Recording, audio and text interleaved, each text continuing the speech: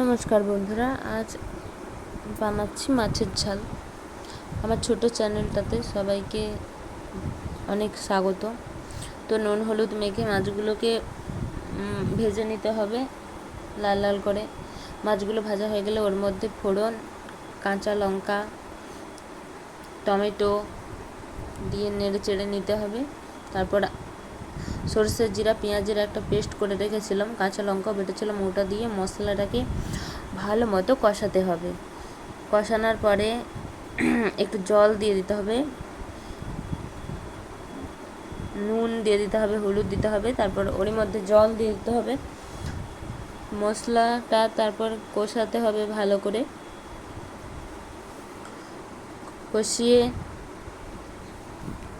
কষে নিতে হবে ভালো করে। কষানো হয়ে গেলে একটু জল দিয়ে দিতে হবে, জল দিয়ে ফুটিয়ে নিতে হবে।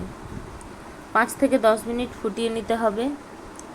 5 থেকে 10 মিনিট ফুটিয়ে নেওয়ার পরে ঝোল ফুটে উঠলে মাছগুলো দিয়ে দিতে হবে। তৈরি আমাদের মাছের